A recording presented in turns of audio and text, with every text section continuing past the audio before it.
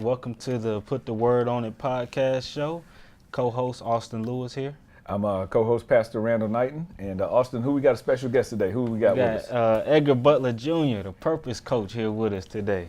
Glad to be here. Glad to be here. We're glad to have you, purpose coach, and we're glad to have you. Obviously, he serves as a deacon in this church, but also more importantly, just one of the finest men that I know. A definite prayer warrior for the Lord, but one who is really walking into his purpose now in motivational speaking and really just empowering whomever God puts him before. So we're privileged and glad to have you here today. On this Memorial Day weekend, we want to take a moment just quickly and just give a shout out to all of our servicemen and women, especially those who've gone on and may have given their life on the battlefield or even in service. We want to just make sure we seek the Lord's covering upon their families that are left behind. Today, as we're going to talk about men, I did want to just make sure I just give a shout out to three special men in my life as a result of this on this Memorial Day weekend who served in the armed forces. The first is my own father, Eugene Knighton, who served in the Air Force, who's still living. Dad, I appreciate everything you've done for me. To my uncle, Thomas Western Jr., who gave his life in Vietnam as a serviceman for this country. On this Memorial Day weekend, he is more prevalent on my heart and my mind than most. And of course, my favorite veteran that's here at Spirit of God Christian Church, Mr. Eddie Jeffrey. I call him Mr. J. Just such a great man and been such a great influence here at the church. And we just want to thank God for that as we go into what we're going into today on this Memorial Day weekend. Austin, tell people what we got for them today on the show. Yeah, so we want to revisit something that Edgar brought up. Did a session last week called The Measure of a Man. And so that's just something that we want to go back and revisit and do a podcast about, just to pour into young men and young boys and to kind of help other men, teach them how to pour into these young men because, as we know, they are the foundation. And, we want to walk through on this show the importance of having strong men in the kingdom and in just this country, period. And so if Edgar, you want to maybe just, walk us through, the Measure of the Men conference and things that we did and where your mind was at with that and, just give us a little background. Yeah. Again, thank you all for having me. So the Measure of a Man, it was an ideal vision that was given by God for me to give back to the young men that are coming up, the young kings that are coming up, the future leaders that are coming up within our society. And I think for us, sometimes as speakers or when you're starting to get, into your purpose and you understand that there are certain things that you may have been called to do, a lot of the times we look at it from the grand stage of, I'm going to take over the world as a speaker. I'm going to take over the world in this business. Right. And sometimes we forget that there's people right in our midst that need our assistance in whatever God has placed down into us. And so one of the quotes that I put out the other day was, before you take over the world globally, make sure that you start locally. And just understanding that there's so many needs around us. And so when God placed that in my spirit, my desire is to, go all over the world and impact and speak. But I understand that there are needs right in my midst. And it starts with those that are in need. And one of the things that, initially came to me was the young men. The young men that look like me, may have grown up in situations like I did where, my biological father, my mother were not married. And so my mother raised me herself. And I understand I have a very soft spot in my heart for ladies that are raising young men on their own. And so it could be dad raising, a young man by himself or mom raising a young man. But I just understand that, if there's young men in our midst, and dad's not there, or maybe dad is there, but still not there, that connection is not there. Right. It's our responsibility to make sure that we step up and fill some of those voids. And you mentioned that it was obviously a vision from God. I mean, obviously when we saw, just what happened in the manifestation of just the blessing that it was, obviously God, signed off on the fact and had definitely a stamp of approval. Being that you've talked to so many people about their purpose and, walking into those things, one of the questions that I get, I know Austin gets that too at times, as being in ministry, and I'm sure you get, but can you help the young man that's out there, even the mom who's raising that, or even the dad, because you don't get a playbook on how to be a parent, and a lot of times, you really don't get that. Like, what was it that did it for you? Like, if you could tell somebody, and I know every blueprint will be a little different because everybody's made differently and God has different paths, but are there some common things in there that they should be looking at or being able to identify what their purpose is, or even being able to kind of get to the thing that they feel, that they know that God has created them to do? So I think that when it comes down to the purpose, it is truly a gift that is given by God, but not for you, the individual. It is something that He's going to give you, that is going to manifest in your life, but it's going to be for the benefit of someone else. Right. And so I think whenever you talk about the purpose, for me, that's what God has shown me, that it's not for me. I think when you look at, okay, I'm doing certain things, and yes, I may feel good about it, but I think the one thing that we have to look at and make sure that we're not doing is, am I self-serving? Mm-hmm. So is what I'm doing just making me feel good? So when I think it comes to the purpose, it is truly about, what are we doing for someone else? I remove my feelings out of it. Now, at the end of it, yeah, it may make me feel great that I got to, stand up and speak in front of these young men. Mm-hmm. But more importantly than that, I want that young man to be impacted by his life. Right. So I think the purpose is something that is given to you by God, but it is something that is going to serve others that are in need. And when you look at it, it's going to be in different ways for different people. And I think God will also give a gift that will be for you to give away to someone else. And so some people ask, like, I don't know what that is. Well, I start out by saying, what are some of the things that you do effortlessly? Mm-hmm. Like, this is something that, without a lot of work and a lot of practice, you're still good. We may not be great right now in it, but we're good in it. We understand, like, this is a gift that has been given by God. Right. And so when we work at it, then we can take it from being good to being great with the effort that is put in. So that's the first thing, is identifying, like, what is that gift that you feel that you've been given? And now, how do we utilize that gift to, again, give away to someone else to make an impact on other people's life? Right. Mm-hmm. Right.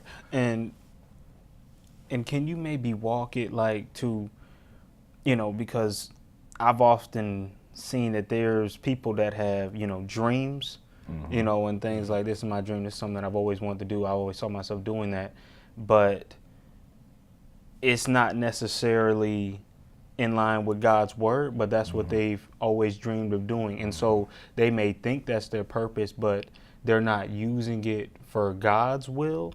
How do we walk that? So a lot of people, that's a great question, because a lot of people, we have dreams of, we want so many things in life. We want certain status, really. Right. Like a lot of us, we want status. We want the bank account to look a certain way. And so we can have, like, all of us are going to have dreams, but I think when it comes down to purpose, it's not predicated on money. Okay. Right. You know what I'm saying? Like, it's not predicated on fame. It's not predicated on a certain status. And so I've had challenges, in my life to where it is, I always wanted to be a business owner. Ever since I was small, I wanted to be a business owner. And so I naturally started gravitating as I got older to people that own businesses, but I was chasing after it for the wrong reason. Right. So I went after those that, had money. Mm-hmm. I went after those that had fame. Mm-hmm. It wasn't until I understood and really rested on the fact that God said your business is to impact the lives of someone else. Right. So from the beginning, no money. Mm-hmm. No fame. Right. But I still understand, like, I'm fulfilling the purpose that God has given me. So the model that he gave me is, whether it's 1 or 100, free or for a fee, passion and energy doesn't change. Like, this is truly my purpose that I'm walking in. Right. And what I hear you saying, which is so true, just even in your life, just in general, and me knowing some of your story in that, is that there's a significant difference between your dream and your destiny. Right. Your dream is something that we can conjure up. Yeah, we all want those things, but that destiny is that thing that won't leave me alone. it's that thing that I would do for free, and that if I don't get paid or I don't reap the rewards, I already see the rewards in it, whether those rewards look like the ones in my dream. And I think that becomes where many people miss their purpose. And it's real. Obviously, me being as a pastor, I look at it as well in a way of how the enemy will pull you away from your destiny because you'll chase your dreams, you'll chase the money, you'll chase the fame.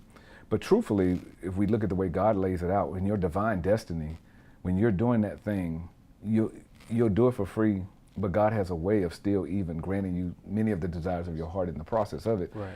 But you will impact so many other people in such a positive way. And so even when, you and I have talked about some of the businesses and some of the things like that, but like you said, now you realize your business is to impact people. Well, that's, it wasn't that the dream wasn't part of the destiny. It's just like you say, it was the motive and the thing that I was measuring the dream by. Right. But when I measure now the destiny is, when will I accomplish what has been accomplished? Right. And I think for all of us, and I think for every young man that may listen or whomever may be raising a young man, they got to realize too, is that while I have this dream or I may have these things, but the destiny determines whether the fact is, what did I accomplish? Did I leave something on the table when I leave this earth? Did I not fulfill something with it? Because we all get to the finish line, because life, we don't live forever in this body, but did I fulfill what I needed to fulfill? And that's where that destiny, because the thing that will fulfill you is that destiny, because it's nothing like it. And I would say to anybody, when you walk into your purpose for a moment, and these guys here can attest to that, you can come off and not receive a dime for it, not receive any accolades for it, but having lived outside of the kingdom and coming into the kingdom, there is no high outside the kingdom that compares to one that comes in the kingdom when you're walking in your destiny. Amen. There's nothing like that. There's no feeling like that. You can't duplicate it. You can't match it. You can't do anything with it, and you will soar. And there is no manufactured, no whatever drug, there's no lick, there's no nothing that can match that thing. And that's the thing that we all are, in the purpose of this, is trying to get everybody to get into that place, because that place right there is free of charge, but it is so further than you can ever imagine. Absolutely. And I think when you start chasing purpose, when you truly understand, like, this is the purpose that God has given, you'll push harder. Right. You'll go longer. Mm-hmm. Is it going to be challenging? Yes. It's not going to be like this. God has, if it was easy, everybody would do it. Like, everybody knows that. Mm-hmm. But when you're chasing it for the fame, and when it doesn't work out, like, you'll quit. Right. You'll quit easy. When you're chasing the money, and the money doesn't come right away, like, you're ready to throw in the towel. Right. But when you're chasing purpose and you understand that's truly what it is, like, this, I'm going after my purpose. Like, the tough nights, it makes it more bearable to understand, like, it's bigger than just the money, it's bigger than the fame. So when I'm going out and I put together an event and maybe only one person shows up, but the impact I was able to make on that one person's life is enough for me to come back tomorrow and do it all over. Mm-hmm. Right. And just, scripture falls in lines with that too. Seek first my kingdom, and all these things will be given unto you. So it's like when we start doing his work, because that can be the thing that's pretty fearful, and that's one of the things that was fearful for me, because I'm like, okay, God, I feel like you maybe dropped this in my spirit that, speaking is where you've gifted me at, talking to people is where you've gifted me at, helping people. But I'm like, where's the money going to come in that? And, it can keep people from taking that step, but we got to learn to trust God and just know that when we start hopping in there and we get walking in our purpose, he will start to supply everything that we need. And, and it's just, it's a faith piece, and one of the things too that you said was just about how it's not going to be easy, and how we get into it, it's hard. And I was reading in a book, and they said, one of the reasons why people don't follow their dreams or follow their purpose is because when they get into it and they realize that there's some pushback and some resistance, and it's not as easy as they thought, then they're like, okay, this can't be my purpose, because it would have been smooth. Do you hear that a lot, being a purpose coach? Yes. And it makes sense, but walk that. So the gifting of whatever the gift is. So you take LeBron James, him dribbling the basketball and dunking and all of those things, like, he's gifted in that. That's easy. Mm-hmm. Winning the championship, though, Right. That's a whole other ball game. Right. So me standing up in front of people, I don't want to say easy because I get nervous just like anybody else get nervous, but that's a gift that God has given. Right. I don't get nervous to the place to where some people get so nervous that they can't do it, that they'll fall apart. So God has gifted me in that area to where I'm able to do that. But me so far as saying having a full-fledged business that it's the monetary is taking care of my family and all those things, me being able to get out and find speaking gigs like on a constant basis, that's where the resistance comes in. Right. So the gift itself, because the gift has been given by God, like it's easy for you to walk in the gift. It's the other things that go along with it of consistently being able to put it together and build upon that. Because everybody's not going to say yes. Right. I don't care how gifted you are. Like everybody's not going to say yes. Right. And so you have to be able to push past that sometimes. And again, I think it's when you truly understand, like, this is the purpose. Like, it's going to take some time. It's going to take some coming together. So one thing I do want to make sure that as we're talking about it is that by no means when we start talking about, because I think one thing that people get tied up in too is it's all or nothing. Right. So they feel like I'm not doing my purpose, which I was caught up in the same thing. I'm not fulfilling my purpose if I'm supposed to be running this business. I'm working a full-time job. Right. And so sometimes people get so like, well, I can't do that because, well, I'm not working in my purpose, or I'm not doing exactly what I should be doing because I'm working a job. And this is, I'm supposed to be baking cakes. Well, it's not an all or nothing. You seek God for wisdom and allow him to make the way. So when we start talking about how tough it is, you may be working a 9 to 5 and you might have to bake cakes at 10 o'clock at night. You know, you gifted at baking cakes, Right. but the not being easy part is I got to stay up now at 10 and bake the cakes to make them for the next morning. So that's where I think, it's tough to be able to do it. The gift is there, but in order for you to, for all of it to be brought to pass, like it's a process, and it's not just so easy. I think that's so important because a part of that process, there's a couple of things that I learned even just starting the church, and one of them is sacrifice, which is that piece. You have to always tell people if God has called you to extra, whenever you find that gift and that purpose and it's divinely orchestrated, you're going to have to do extra, which means the extra means I'm going to have to sacrifice by not doing some of the things I want to do. And then I'm going to have to do above and beyond with some of the things that maybe I could get by with just being mediocre with. But I think also not only within that sacrifice is there's a component. I do want you to talk about not only that sacrifice, because I know you know about that, Austin, as well. You had to, listen, work and go to school, work and take care of family. You still got to go do T-ball or soccer games, everything that your child still needs you, all those kind of things like that. Again, it may not always be that. And I think here's what happens too. People forget the sacrifice when they see the success. When you see the success of somebody who's now they're doing that purpose, and that might be somebody that might be a mentor, they might be somebody you may ascribe to. Well, they're in it full time now. But if you go talk to them, they'll tell you it wasn't always like this. You got to go back. I always tell people all the time, yes, we've been 14 years in, we're starting the Spirit of God. But if you want to come, you can look at where we are now, but really we started back in day one. That's 14 years ago. So at that time I was working 2 jobs and still pastoring the church. So when you're doing that, you got to put that sacrifice in. I definitely want to talk about that because I definitely don't want to sugarcoat it. Yeah, the gift might come easy, but like you said, playing basketball is easy. Winning a championship is a totally different dynamic. But then also here's one of my biggest fears, and I do want to address it because I know people go through it. I had somebody question me one day. They said, "Look, man, you definitely gifted as a preacher. I mean, like, how come you haven't started a church?" Well, deep down within, I knew I was afraid. I was afraid not only of the level of commitment that was there, but I was also afraid, like, what if it don't work out? Like, what if it fails? But again, you gotta not allow fear to stop you from going into what God has called you to, or that divine purpose in that. So how do you balance first the fear of failure, the fear even of the commitment, and then look at the sacrifice alone, and all these got to take place long before you get success, well, I would call self-sustaining success.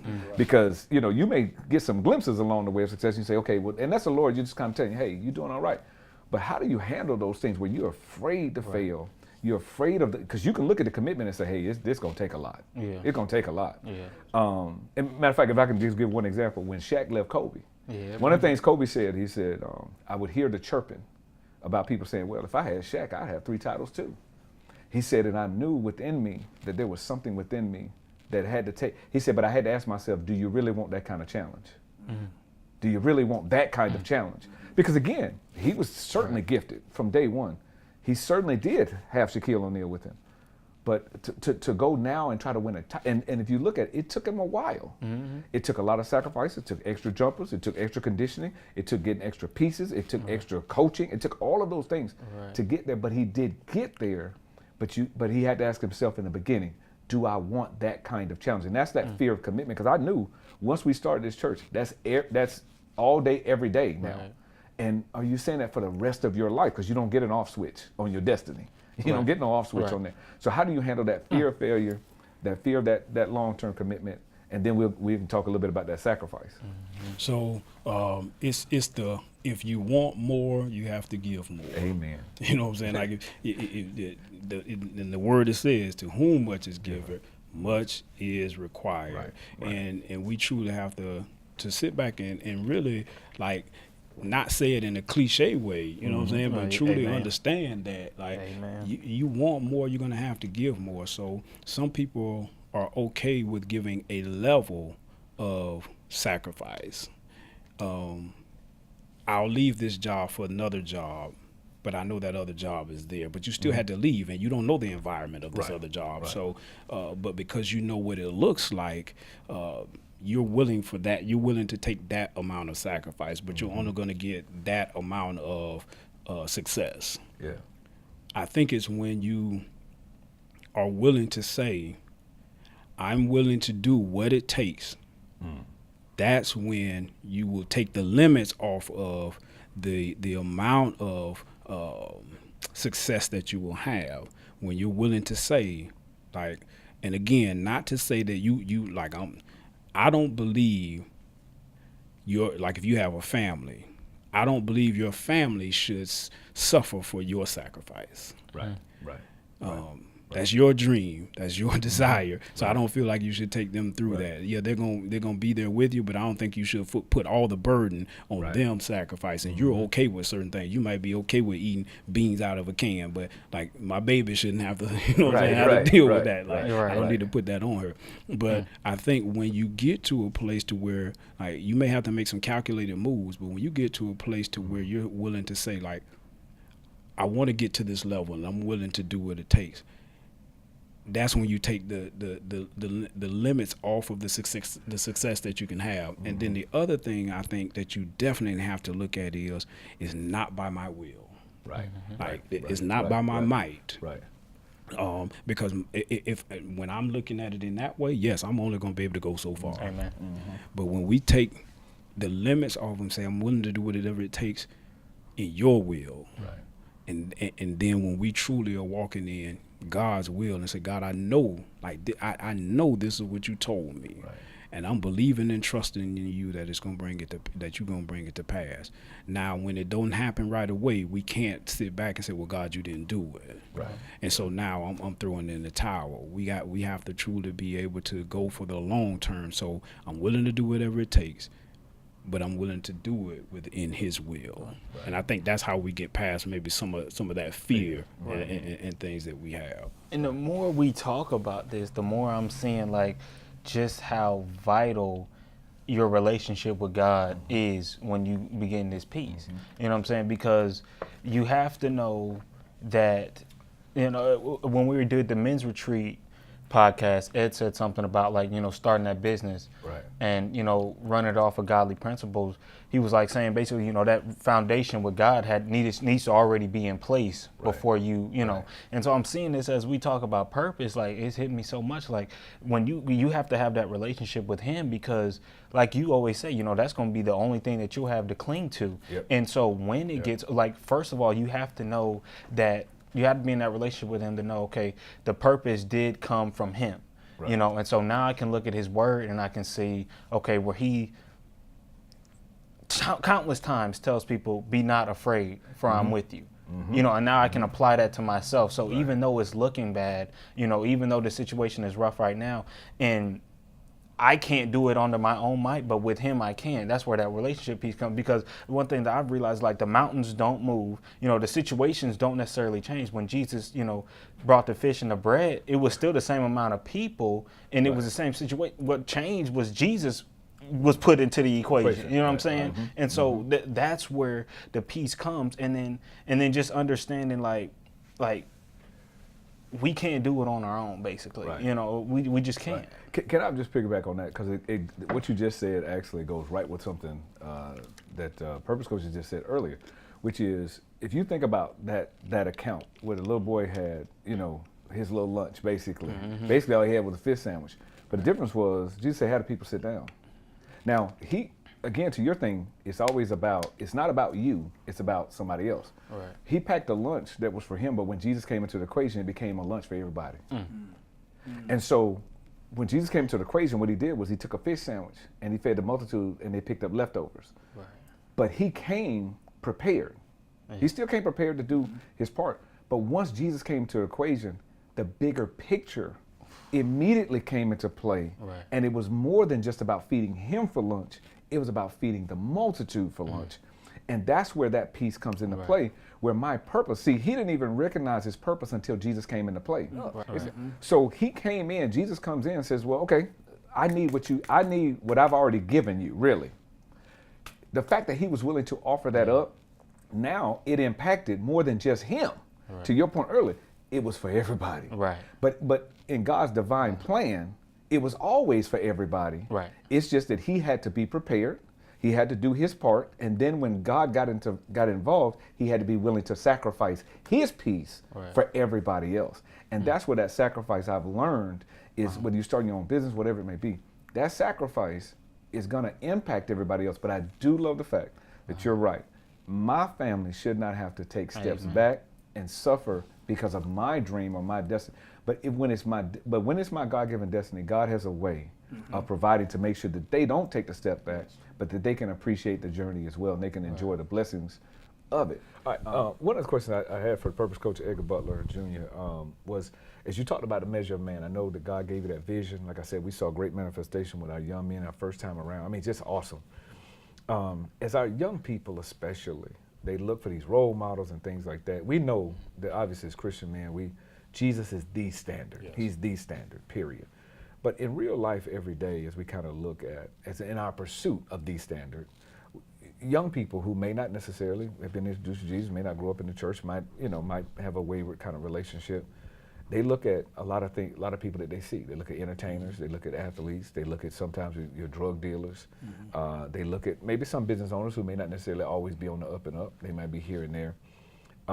What is the measure really of a man? Like what are the qualities that they should be looking for? And I know even in you driving that purpose home, your desire is that they be well-rounded. So what are some of the qualities that they should be looking for as the measure of a man, in looking at it? Like, because we said earlier, we don't get a playbook for it, but we kind of looking for something that we can gravitate to, or those guys can hold on to, that says, hey, you know what, Mr. Joe down the street, I saw him work 2 jobs. Family was always good. They never, police was never over there or nothing like that. And, kids seem to love him. He's unsung, not flashy, don't get a lot of pub, but he's just a guy, average Joe that works. But what are some of those qualities and those characteristics that we all should be looking for? Even as men should be striving so that others will look to us in, and then maybe our young men are looking for in men that you would say are good measurable men. So I think one of the things it comes down to is when you define what success looks like for you, and then you find the person that models that measure of success. And so it's not about the fame and the fortune.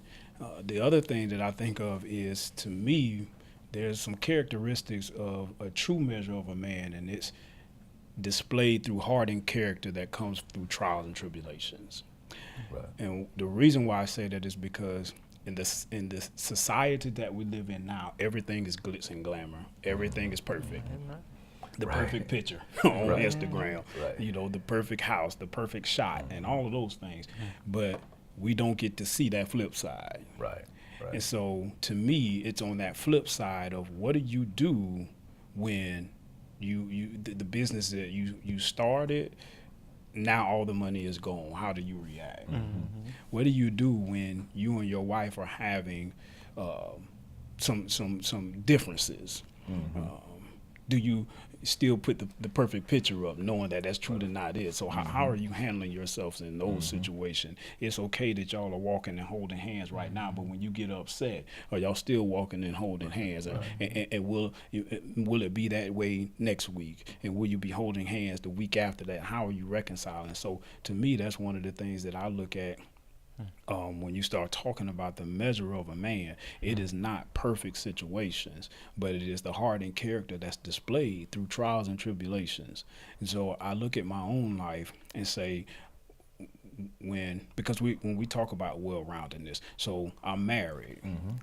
So when I'm looking at the measure of a man, I need to be looking at somebody that's married, and how are they handling situations within their marriage. I shouldn't, as a married man, be gravitating towards somebody that's not married, that's supposed to have 5 women, or everything is, wrapped around how many women they get. That shouldn't be my measure. If I'm looking to say, I'm a speaker, and so for me, I look for speakers, but for me, the measure when it comes down to that speaker is not someone that's, because this is my success, not someone that's out there cursing everybody out. And like, that's not my measure. My measure is the person that is like, I'm a godly man. So when I'm looking at a speaker, I'm looking at a speaker that is motivating people, but the foundation of everything that they're talking about is based on the word.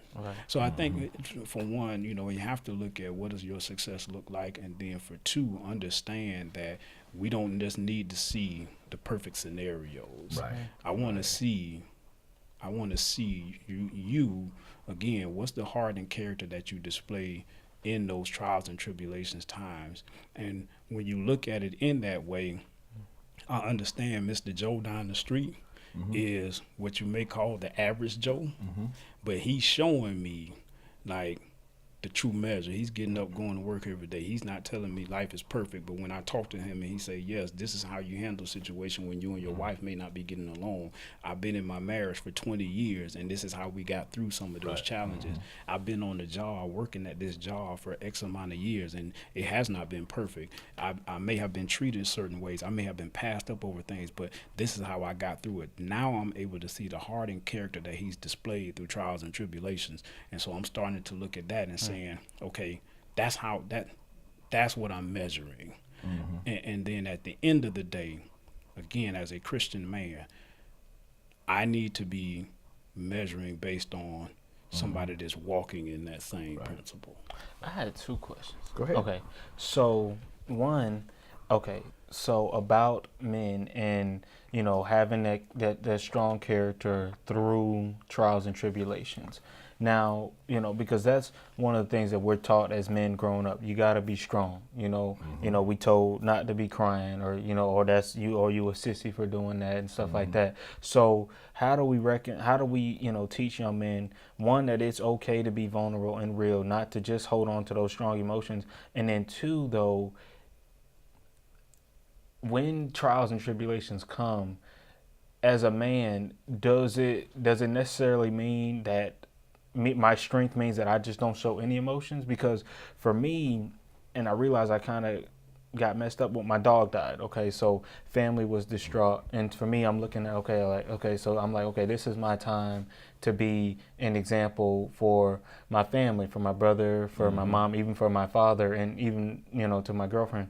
It was like, okay, so this is my time to be an example, because they know I'm a godly man, and so it's like, so now how does he react when something like this happens? And so I kind of bottled up my emotions, kind of to, I was seeking God on it. He gave me comfort and peace in it, but I kind of showed like nothing happened.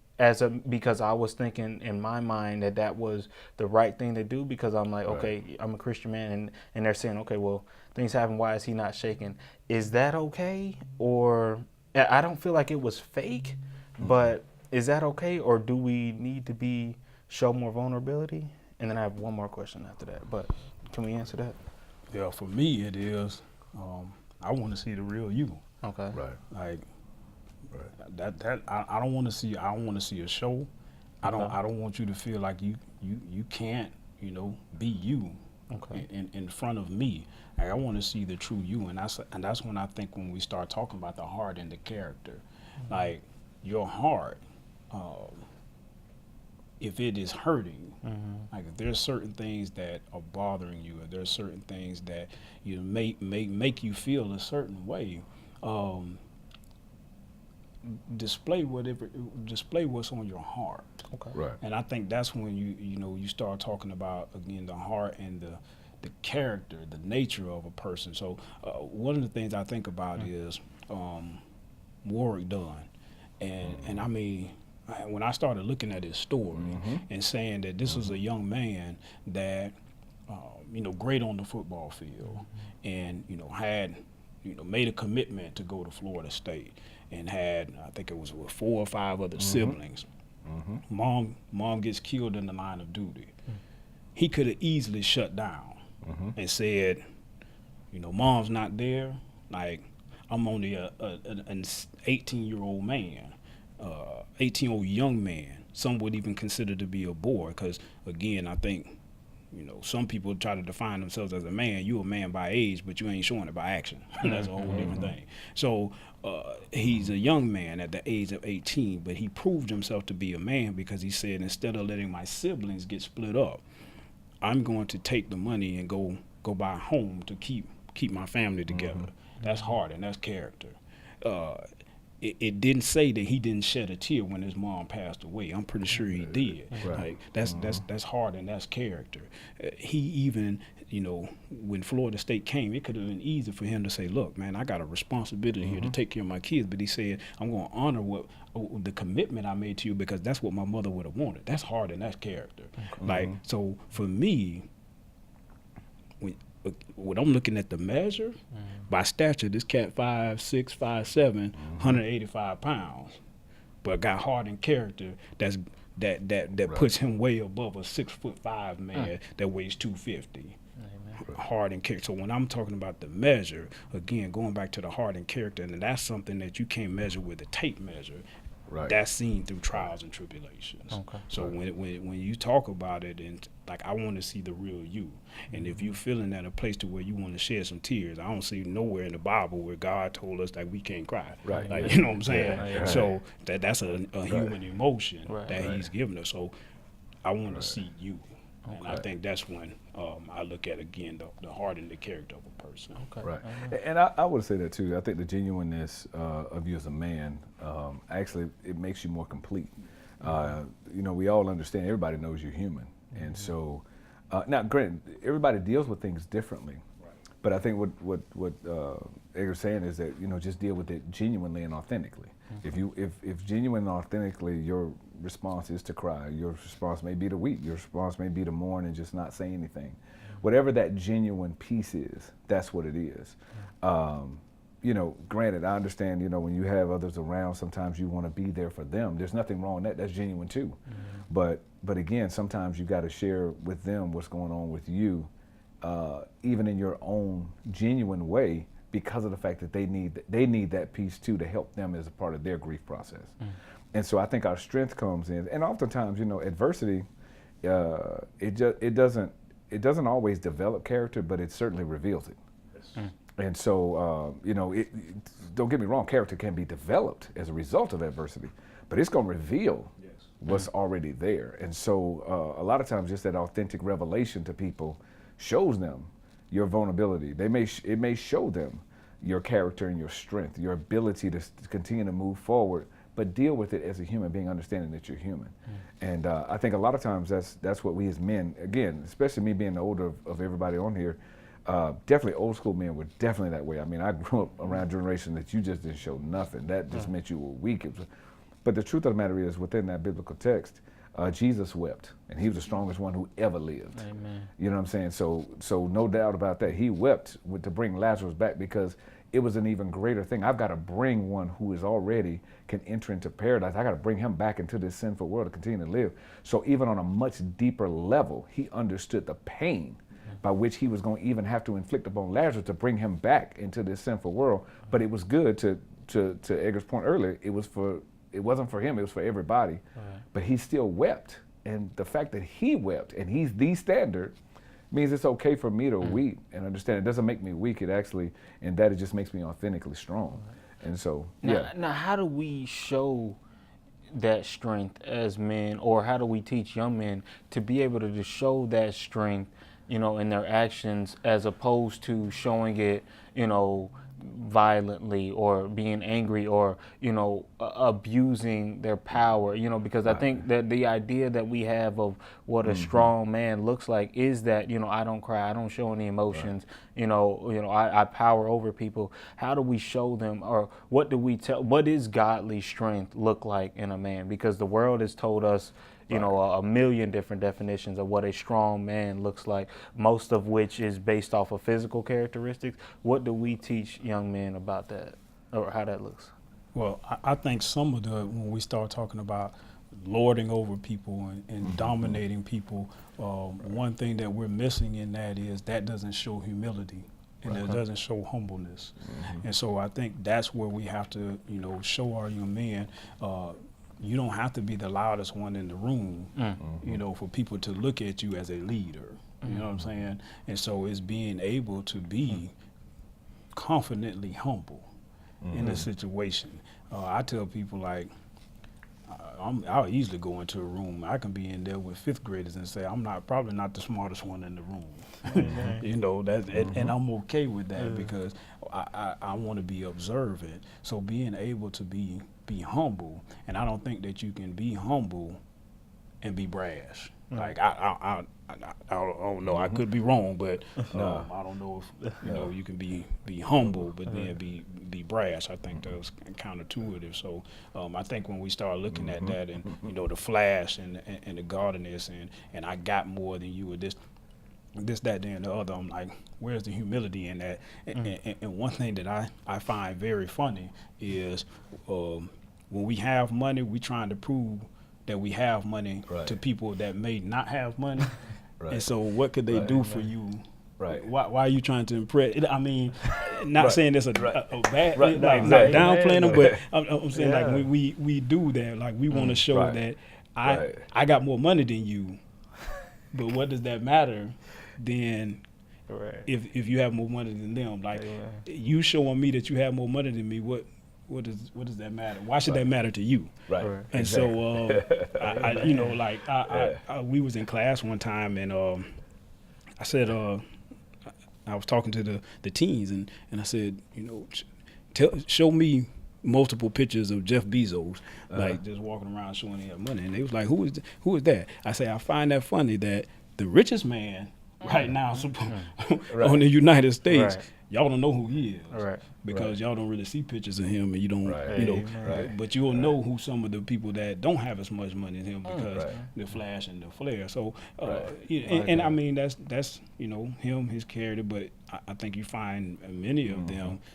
Who's second? Bill Gates. And you got Warren Buffett up there, and people like that, And I think they wear like they'll tell you they wear belts and stuff from like Walmart and stuff, right? You know what I'm saying? So for them, it's not, I need to prove. So, but if they walk in the room, everybody, they have everybody's attention. What I would say too to that is two things. Number one, to his point, humility. I was definitely gonna go there. That's absolutely, because oftentimes that pride and that arrogance really is nothing more than a facade to cover my insecurities. So I'm so outlandish with pride and arrogance. Look at me, look at me, look at me. But truthfully, once I mask that away, there's a major insecurity that I've tried to mask. That's really what that is. But when we look at Jesus as the standard, his strength came from his meekness. And what meekness really is really almost defined in some terms as strength under control. It's that I'm strong enough, and I know I'm strong enough, but I got it under control. And see, that's the thing. I don't need to lord it over you. I don't need to exalt it over you. I don't need to even if I want to express it in anger, I'm still under control. Amen. That I don't have to inflict that upon somebody to where it causes them damage or hurts them. Because again, it goes back to that point that's resonated with me today is it's bigger than just me. It's about everybody else. So if I lose control, then I don't show strength because I can't even control myself, let alone a room or a situation. So that meekness is one of those things which is really a fruit of the Spirit, is because of the fact that it is about having strength, knowing that you have strength, but having that thing under control. Yeah. And that's one of the things is that even if you look in athletics, as we look at, it's not about necessarily just being the strongest person on the field, let's say in football. It's about being under control. Because I can still get a 15-yard penalty. I can still get tossed out the game. I'm still the strongest dude on the field, but I'm of no use to anybody. Wow. So if it's not under control, what good is it? Right. And I think that's where that comes. When I come to humility, I understand, look, the next person I come up against, they might be stronger than me. But here's my thing is, if I've got this thing under control, I'm not going to think too highly of myself as the word tells me not to, but I'm going to keep this thing under control. So now when I express my emotions, I can express my emotions. I can cry. Amen. I can laugh. I can be angry. I can get upset. I can do all of those things, but I can still. But if I've got meekness, I can keep all that under control. And when I can keep all of that under control, I can still now benefit everybody that I'm assigned to. Right. So even if like I said, things aren't going well at home, or things aren't going well on the job, things aren't going well in the business, because I have it under control, and I understand on the divine path that I'm on, and I have this divine purpose. I understand that there's one who is even stronger than me under control that'll keep me humble. And then even the strength that I have, okay, yeah, I might be the leader of this company. I might have the ability to hire and fire. But why would I mistreat somebody? Why would I use that to lord it over them to do something? I need to challenge them to be better and try to develop character within somebody else, right. which the only way you're going to be able to do that is have character within yourself. Amen. You know what I mean? Y'all know I'm a sports guy, and I know he was kind of an outlandish owner, but it proves a contrary point. Al Davis, who was the owner of the Raiders, I would say, look, people will follow you out of respect or fear. I just happen to use fear. Well, I don't necessarily agree with that, because what I look at Jesus is people will follow you out of respect or fear, and he was mean just straight be afraid. No, but we follow Christ because we respect. We respect the fact that he was the strongest one who ever walked this earth, but he was always under control. He was the one who was done the most wrong against, but he did the most right for. So again, that's the thing about it, is that we have to realize if you got that thing under control, all of these other folk behind you, they'll follow you out of respect, and they'll do extra because they respect you, right. Not because they're afraid of you. Now, for me personally, I've got this in my own little weird way. I say people come to your funeral to either pay respect or to make sure you dead. So if you leading people, if I want to look at, if I could have heaven's view and look at my funeral, I would hope that everybody's there just out of respect for how I tried to represent Christ and live my life and how I treated them. Right. I don't want nobody showing up just to make sure I'm dead. Right. You see what I mean? So when my strength is just used in a negative way and not under control, people will do things for me out of fear. Right. But when people actually respect me, they'll do extra just because they respect me. And that's that meekness. There's so much there. Yeah. Oh, what's you? No, I was just gonna say I think what you just said hit it on the head. You can manage people to the mile, but you can lead them to go beyond the mile. Right. Right. The extra. Yeah. And I like that. I like that. That's the way that is, though. Right. And with that, it's just like we have to define ourselves by what this says, by what Christ says, because the world does tell us that as men, we have to mask those insecurities. Right. And so that's why people will use that pride and that arrogance to lash out. But then again, just with the humility piece, and as I was doing my notes for this, that was one of the bigger things that I saw, is that, being a strong leader as a godly man, as a husband, as a father, is first of all understanding that I follow Christ first, you know what I'm saying? As the man of the household, I'm following him first, and I'm allowing him to lead me as I lead my family. And as I told you before I came into the show, because you just said, if they see that you got that meekness and that you have that thing under control, they will follow you and they will go beyond. And just how, how I was telling you about how that guy, how he was afraid to tell his wife, that he was like, okay, I'm trying to give my life to Christ. I'm trying to, because our son just asked me, who is Jesus, and then he took that step and he was like, okay, hey, I'm about to take the kids and I'm about to go to church. And, and she saw that. I'm assuming she saw that in him. And that was why she was able to lead and to follow, when he got in line with Christ, when he humbled himself and got before the Lord, understanding that there's one above me, and allowed him to lead, she started to follow too, because I think that was one of my fears as, being a young man and about to be a husband is, just how to lead effectively, and, and how to garner that respect and to keep that respect, from my wife. And that's kind of one of the things that I'm learning is just, follow me, and allow him to lead me along the way, Right. And so, well, Paul would say this: "Follow me as I follow Christ." So, Amen. so the following is of Christ. But here's where this will serve you well and every man, if we've learned. When I'm following Christ, it now gives me credibility in every other area. It's not just so when we have a financial discussion, it's not just we're talking about biblical things. As far as, let's say, we may talk about the Bible, we may talk about certain principles. Okay, fine. But now when I talk about raising the kids, when we talk about financial things, when we talk about even the relationships that we have with others outside of our household, or how we deal with issues within family members and things like that, because they've seen that I'm following Christ, then you automatically get this cachet and credibility. Because that's who you're following, because the one you're following has credibility. So that's that strength under control. Yeah, I have the ability to exercise this or say, okay, well, maybe we're gonna do this. No. This is what, let me operate as he operated, and then people can easily follow that component. And so when you go to your kids and you talk to them and say, hey, look, I know you want to go to this particular thing this night, but listen, I'm letting you know I'm not feeling good about that. I just don't think you should do this one. I'm not coming again. You know what? Because they've watched that, it's easier for them to say, it may not be easy, they still may not like it, but they say, you know what? He never, ever lied to me. Never, ever did something that was against me. So you know what? I'll take this one because I understand that there's probably something I can't see. You're afforded so much else in so many other areas that it actually allows for your life and their lives to be managed even better, because again, all of you are following Christ at that point. And that becomes that's how that helps with that cachet. And I think one of the other things is, like, anger shuts down the form of a channel of communication. So when we explode, it's gonna shut that down. But when we're walking in love, when you're walking in meekness and you're walking in humbleness, you're truly showing leadership at that point. And I think when you look at every area of your life, especially men, with if you've been in any leadership positions, like if you show anger, people don't want to come talk to you. Right. They're going to talk to you only when they're made to talk to you, when they have to. But when there's a situation that you may be able to get ahead of, that it shuts down that form of communication, and it's not there. With your children, I've just known as a parent, when I'm showing love, when I'm walking in love, when I'm truly leading and walking in that humbleness, it, like you said, it opens up that line of communication. So when my child, before the situation occurs, they can come and talk to me because they're comfortable with it. With your wife, so for me, like that line of communication. So when you're walking again in that love, that meekness, and that humbleness, and you're truly leading,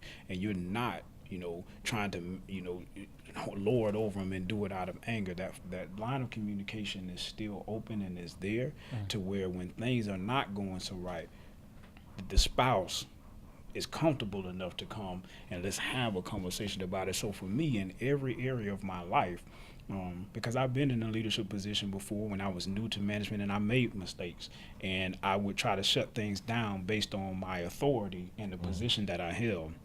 And what I found out was my team shut down. Again, they would only go the mile, but they wouldn't go the extra mile. And when I started operating in a true leadership and showing humbleness and showing meekness and even operating in love in that capacity, it just opened up so many things to where, going back to what you said, they respected it. And they were willing to follow me, regardless of how far the journey was. And so for them, it was, even before I asked, we're going to go the extra mile for them. Right. So, Amen. Amen. Go ahead. Go. No, I was going to say, I just think that's such a valid point. I just think that one thing we want to make sure that we convey to whoever's listening or viewing is that, again, we're not saying we're perfect or have all the answers. We serve one who is perfect. He is the standard. But even in doing that, again, it's about lending ourselves and being willing to be humble and to make sure we manage things under control, because that anger piece is so hard, because when people can't come to you because you're in their mind, you're a raging lunatic. I can't have a reasonable conversation with you, can't have a rational conversation with you because you're not in control. I just never know when you're going to fly off the handle. At that point, then you lose the ability to lead people. You lose the ability to really kind of get them into a place where you can actually hear them out and they can feel comfortable coming to you and at least talking to you, because at least they know you're going to be under control. And when you have that meekness and that humility, they can come to you because you'll own your mistakes. Yes. You'll even say, hey, look, you know what, I handled that wrong. Let me revisit this situation. Give me an opportunity to find solutions. And the reason why is because they've watched you, and you build character as you're building people. Because again, it's bigger than just you. If you're put in a position to where you're a leader, you're going to influence a mentor, you're not only building within yourself, but you're building them. Yes. At the same time you're building that team. And that's why that's so important. And all of us in ministry, especially being Christians, we have that responsibility as well. And again, it translates to every area of your life. Now, I have another question. It's different from what we've been talking about, but like, how do we change? Because you spoke about, teaching them what does success look like to you. And so when I do look at the young men, we can say we understand success isn't necessarily fame, money, and all that. But when their minds, that is success. They do define success as somebody with a lot of women, somebody with a lot of money, with the fame and all of that stuff. They're not necessarily looking at Joe that's married. So how do we help them to change that definition change their definition of success? And this is for either one of you. I think when we as men don't leave it up to society to just leave it at that. Okay. And inform their, for society to shape their opinions of what success looks like. I think it's, again, on that local level to where men that are, going to work, building their business, coming home, family, all of those things.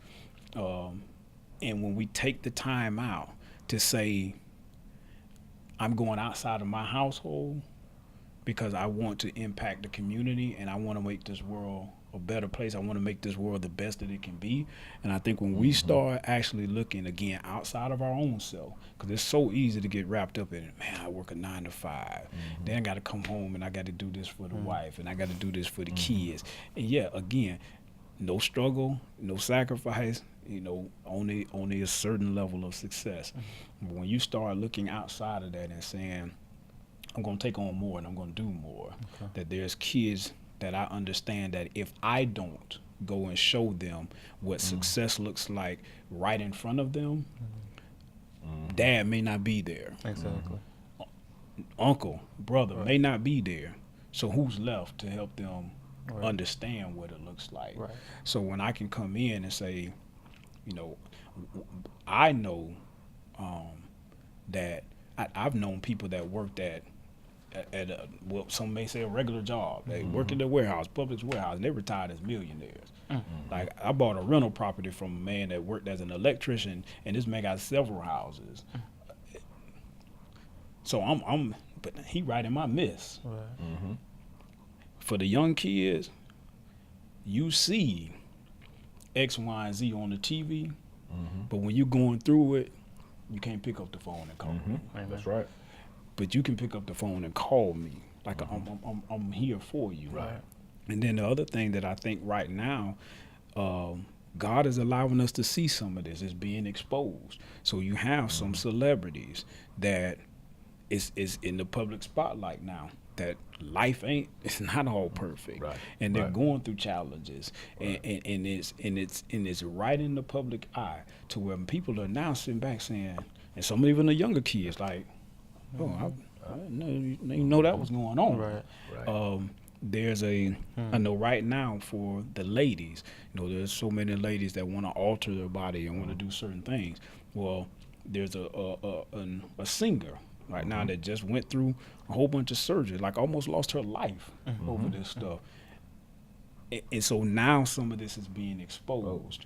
And so I think we talk about it not in a condemning way, Right. but on this local level, we have to take responsibility. And I know I keep saying local, but just in your community, like you have so much opportunity. We have so much opportunity to impact those that are coming up, these future leaders, and we have even a greater opportunity because we're right here and we see them on a regular basis. So I think it's taking that opportunity and taking that time for every opportunity that we get to pour into our future. Because if we don't,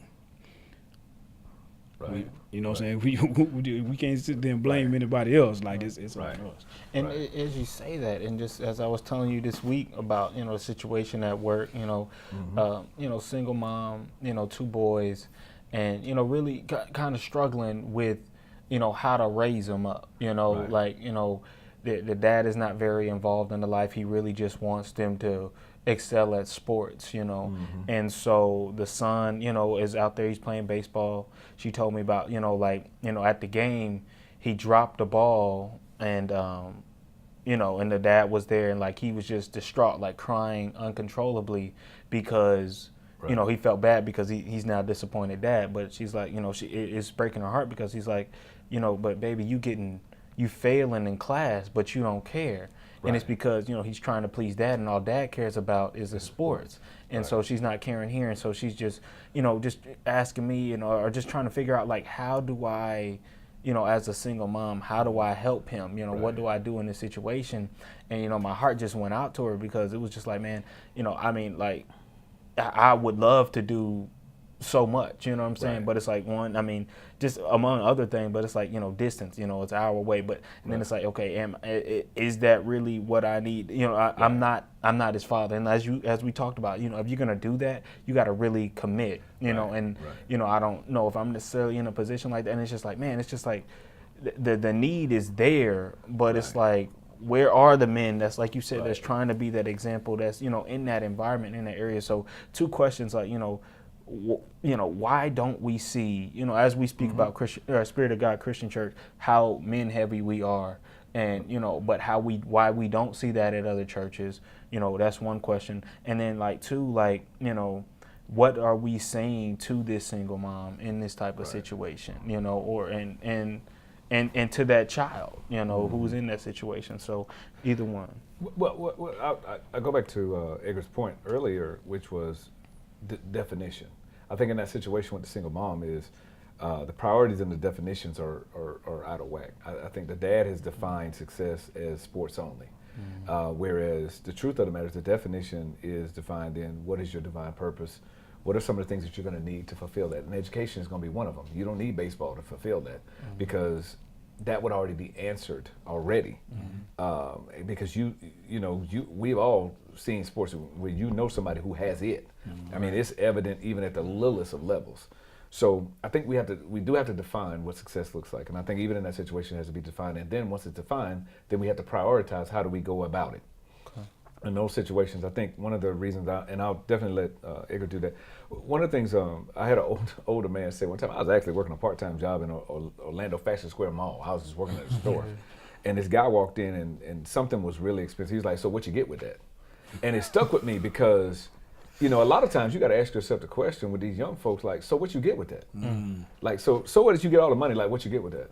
And keep asking the question. Well, man, I can get 5 girls, and I can have this. Okay, so what else you get with that? Well, yeah, you got a lot of kids you can't raise, you ain't got to spend time for, you got some STDs going on, you got some other, so what you get with that? So when you start asking, what do you get with that? That really is a real question that when you start unpacking these layers, then it makes you come back and define what's really my priority and what I should be pursuing. Right. When you, to answer your question real quick about what do you see in churches, I'll say this from me as Spirit of God. The one thing I've tried to do is be an authentic guy.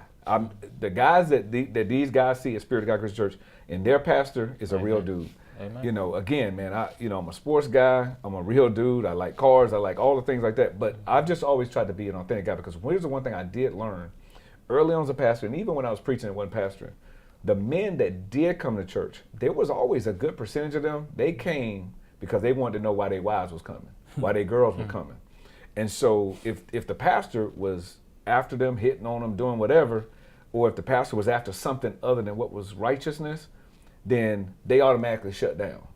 I had one of my members, they moved away, but he told me he came because she was his fiance at the time. I ended up doing their wedding. He said he came because he wanted to know why she was so into church. So he came to check me out, and he was like, man, dude, you was a dude that, like, you really believe, like, what you preaching. And he said that actually just made me respect who you were. So I started coming. Wow. And, you know, they know I'm just a dude. I mean, I'm just a real guy. And so they don't see the fakeness from the pastor. They don't see this prima donna pastor. They don't see all of that. And then what happens is when you have a real guy and then you gravitate and you get other real guys, the next thing you know, man, we done developed a brotherhood and a men's ministry that's like ridiculous. Right. And it just comes out of the fact that you just got that authenticity there that I think that is one of the things. I just always never tried to be anything other than me. Okay. And I think guys see that.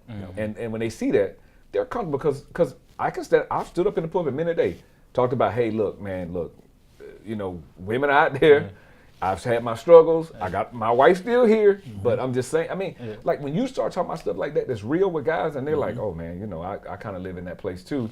Tell me how you, okay, well, I'm gonna tell you, bit by bit, day by day, prayer, this, that, they can walk with that because it's real and authentic. Right. Okay, amen. Yeah. And the one thing I would say is, I definitely don't want anybody to think that we're saying it's not being done, because there's some great organizations that are out there. Yeah. You know, Right. I won't sit here and name all of them, but there are great organizations that are out there that are doing things in the community, and so we just can't leave it up to everyone else though. Right. Because then you know, if it doesn't get done, Right. you know, we have to, you know, take some of that on our responsibility ourselves, and we can't look for them to do, because the one thing that I see with some of those great organizations is men in there just like me. They have families, have jobs, but they're still making the commitment. They're still sacrificing to do it. And so I think we have to step up and do the same thing, and don't discredit, like when we've come out of certain things and when God has taken us to a certain level, we can't discredit it. Maybe, we can't say, well, because I'm not a CEO at a company that I don't have anything of value to offer them. No, like there's levels to the success, and where you currently are may be what you were striving to get to at this point in time. And so when we see that, man, like we've had a measure of success, and God is continuously elevating us, don't wait till you get to the 20th floor before we start reaching back down. You know what I'm saying? Like like when we start, when we've come out of situations to where it is, like I've come out of whatever it is, be willing to go back, because what you've come out of, there could be a young person that's in it right now or about to go in it. Right. And so we could help be either bring them out of it or help them avoid that situation. So I think it's really just, again, taking that initiative to step out there and say, man, some of us may have come from where Dad wasn't there. Right. And so it's easy now to say, Dad wasn't there, but how long we gonna live that story? Right. Like, right. you grown now. Right. You know what I'm saying? Right. So, okay, so Right. Dad, if he wasn't there when you were like, you grown now. So so now, don't let somebody else be able to say that same story just because you didn't do. And again, not just for your household, but be willing to look outside of it, because we're quick to say, like, I don't care how great your household is, but let society be messed up, and we quick to harp on it. So if you're gonna harp on it, do something about outside of your household. Right. Amen. Right. Amen. Amen. Yeah. You got I'm something? good. No. I just think the one thing for me that's resonated with today's show is that it's bigger than me. And while as much as I need to walk in my destiny, my divine purpose, that I have to understand that even that is designed not just for me. I get to be a benefactor and a beneficiary to go along a journey. It builds me, it builds my character. But who else's character am I building? Who else am I developing along the way? Who else am I helping? Who is it that God is sending me to in this path to help them grow closer and to be better? One of my privileges today is that, again, as fearful as I was to start Spirit of God Christian Church, and I don't have no problem putting that on record. And again, it's just the truth. I mean, I'm just being real. as I looked at that commitment and I saw that kind of challenge, that kind of commitment, even I know God was calling me to it, and I knew he was going to be with me in it, but it's still easier said than done. And that's just the real. But we don't have this show today. I don't know the two of you the way I know the two of you, and I don't get an opportunity to grow and develop even more so by knowing the two of you without that step of faith 14 some odd years ago. Without going through those sacrifices, going through those lean times where it seemed like everything fell on me or upon my family. But at the same time, the beauty in that is when I look at the Measure of a Man event from this past weekend, when I look at what's coming, when I look at Colin behind the camera and how God has brought all these folks together in this one place, it doesn't start if I allow fear to overtake me. It doesn't start if I'm afraid of that commitment. It doesn't start if I'm unwilling to make the sacrifice. And it's the same thing. It's bigger than just you. So you can't be afraid. You can't run from the commitment, and you can't not be willing to make the sacrifice necessary. The question you asked on Saturday that stuck me the most is, who is counting on you? Yeah. Who's counting on you? And really the answer is everybody. And for me, that's where I reside. Because others are counting on me, I can't be afraid. Because others are counting on me, I can't wane in my commitment. Because others are counting on me, I cannot run from the sacrifices that are necessary. Yeah. I'll just say, when it comes down to it, when it's been laid on your heart to do it, do it. Because at the end of the day, like I told the young man on Saturday, the one thing that scares me the most, and when you're outside of the kingdom, you know, death probably scares. That's the biggest thing. But when you're inside the kingdom, you know that he's prepared a place for us. So now the scariest thing for me is to say, if I got to the end and God allowed me to see it, that you were on your bed and you're about to pass away from here, for me to look back over my life and say, man, I could have did so much more. I just didn't try to. That to me is the scariest thing now. Not leaving this place, because again, as I know, he's prepared a place for me. So that is more glorious than being here. He's shown us that. He's told us that. So for me now is to say, man, I left this place and he gave me an opportunity with my life. And so I don't want to leave this place. And so there's so many people that I could have, touched. There's so many other things that I could have done, and I just didn't do it. I want to be able to stand before him and yes, we all should want to hear the well done. And I want him to say, with the life that I gave you, you did all that you could. Yep. Well done. Amen. Yep. Amen. And really just Same thing y'all said, just Jesus Christ is the standard as we talk about the measure of a man, not just for us as men, but, women, children, all of us. And, just using this word, using God, using Jesus as our standard, and using his word as how we define ourselves, not the world and the things that the enemy has said. So that was one of the things that I pulled away from it, and that each and every one of you listening to this, somebody is counting on you. If it may be a sibling, or it may be your grandmother, or maybe even if it's not somebody immediately in your family, people down the line that are going to go through similar situations that you've gone through and had to overcome. Those people are counting on you. Everybody, we all have a ministry, we all have a purpose, and as we've said on this show, it's greater than each and every one of us, and that's just to all of us. But men, we're doing a great job, but we just have to continue to strive to do better, continue to build each other up, because the need is great, and I'm believing in God that we're going to do that. So just thank you all for listening. Put the word on the show. Yep. Amen. Special thanks to our special guest today, Purpose Coach Edgar Butler Jr. Always marvelous. Y'all look him up, follow him on YouTube and on other social media platforms. And if you have an opportunity, if you're watching this and you need somebody to come, speak, motivate, push people into their purpose, feel free. Make sure you contact him at any time. Amen. God bless you. Amen. Happy Memorial Day. Thank you for watching the Put the Word on It podcast. Please email us any questions or topics you'd like us to discuss to the email below. We'll see you on the next show.